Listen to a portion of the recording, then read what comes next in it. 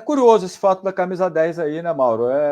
Querendo ou não, não deixa de ser um pouco polêmica, né? Os torcedores pediram muito o Arrascaeta com a camisa 10 depois da aposentadoria do Diego, né? E a camisa acabou indo para o Gabriel. Muito foi se falado que o Arrascaeta não queria abrir mão do 14. Enfim, ele agora confirma que gostaria de jogar com a 10.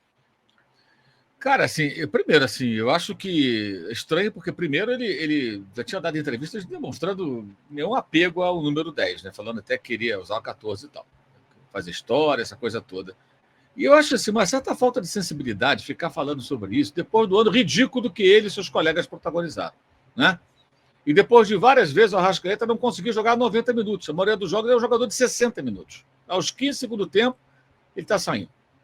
Então, cara, eu sentiria vergonha de falar sobre isso, qualquer assunto periférico desse, se eu fosse o Arrascaeta. Eu ia falar, cara, que adianta eu ter camisa 10, 14, 150 se o ano foi tão ruim para a nossa torcida? Isso é questão menor, cara. Eu acho que às vezes o jogador de futebol não tem a menor noção das coisas, sabe? É a única coisa que eu penso sobre esse assunto. Assim, sensibilidade mínima, né, gente?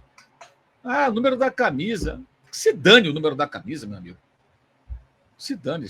Esse ano, muitos jogadores mereciam usar a camisa 0. Mas só na NBA que tem número 0.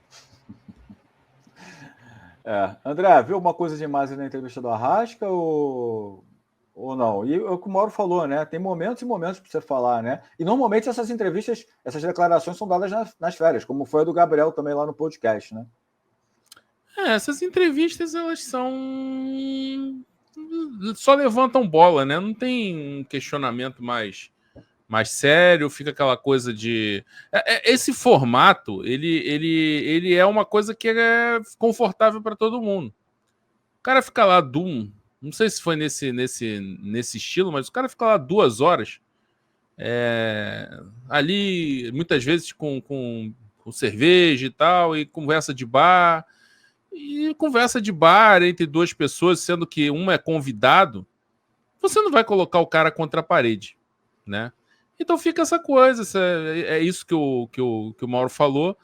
Vai criando... Esses caras, eles vivem numa bolha que é assim, eles vivem com a família. A família vai ficar... Pode ter um pai, um filho que de repente pode falar, pô, você não jogou bem e tal, mas é aquela coisa mais carinhosa, né? Não é uma crítica contundente, né? É de alguém que a pessoa ama e tal, então é diferente. O cara tem seu staff, tem os parças, ele fica lá fechado no condomínio. O condomínio oferece tudo, ele não precisa ir na rua, numa padaria e tal. Te viu o Messi indo no mercado lá em Miami e tal, mas é raro isso acontecer. O jogador fica, mesmo assim, ele deve ter ficado cercado por segurança ali, para alguém chegar perto dele não devia ser fácil. Então o cara fica numa bolha, fica fechado numa bolha. E aí, quando ele é convidado para um programa desse, ele continua dentro da mesma bolha. Então o cara nunca é questionado. E aí, quando alguém questiona, eles se doem todos. Porque eles perderam o hábito de viver uma realidade que alguém vai colocar eles contra a parede, vai fazer pergunta incômoda, vai... E aí o torcedor também se acostuma com essa coisa da broderagem, do amigo que chama para dar uma entrevista e acha que jornalismo é isso, que uma entrevista é isso, né? E aí, quando pega um Mauro César contra o Aldo Rebelo, aí fica todo mundo assustado. Por quê? Porque, porra, cara, tem situação que você tem que meter o cara na parede, contra a parede, cobrar. Então ali podia ter tido uma pergunta, não sei se teve, mas provavelmente não teve, de perguntando, e aí, o ano do Flamengo, o que vocês estão pensando pro ano que vem? Por que deu errado? Por que você não jogou tantos minutos assim? O que aconteceu? Foi lesão? Você teve algum problema?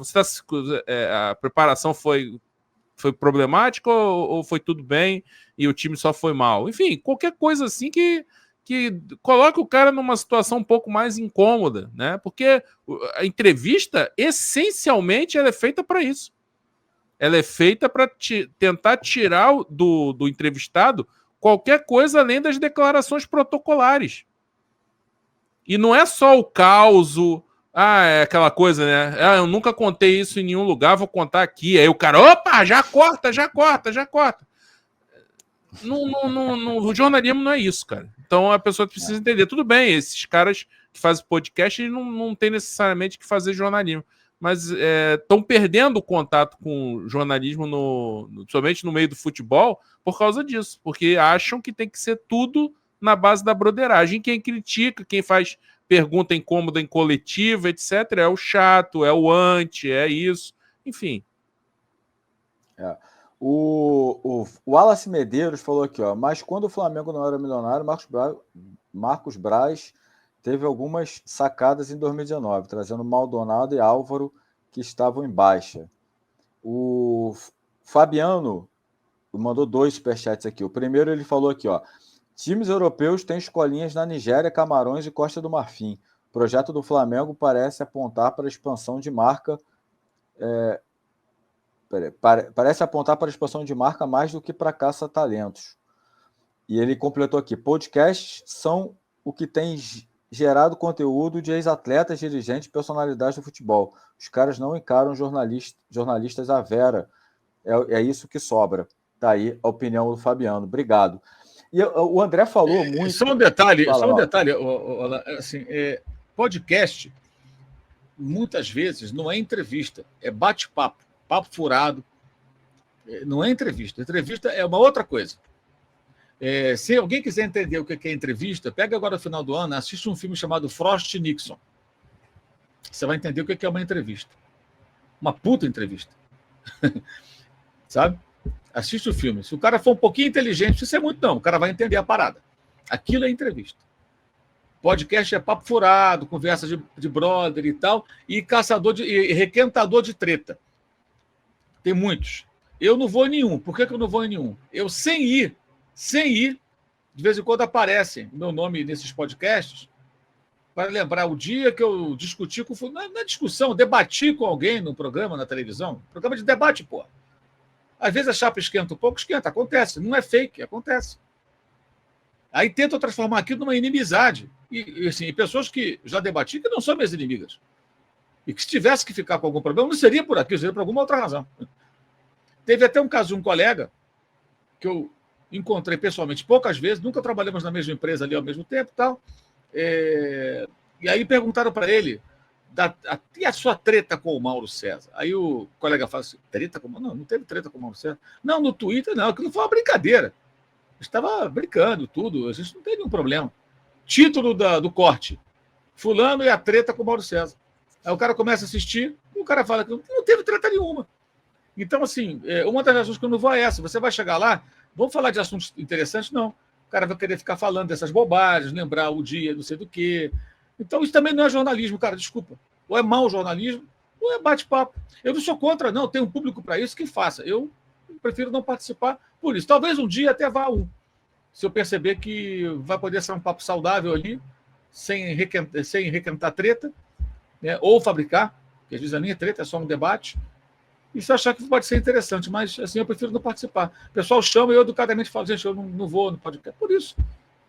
Isso é uma fórmula desgastada, cansada e especialmente utilizada para esse tipo de coisa. É o que o André falou. Quando a Arrascaeta fala do 10, será que não... Mas, Arrasca, você merecia a camisa 10 do Zico esse ano? Gabigol merecia a camisa 10 do Zico? Ou o Flamengo esse ano não deveria ter camisa 10? No respeito ao que o Zico foi e é e o que vocês não jogaram. Você acha que o cara vai perguntar isso para ele? E ele não vai por isso. Aí os caras não vão. Eles vão porque sabem que não terão esse tipo de pergunta. Sabe? Nem com contexto e com educação e com classe. É zona de conforto, gente. Isso não é, muitas vezes não é entrevista, é bate-papo. Vai falando. É isso.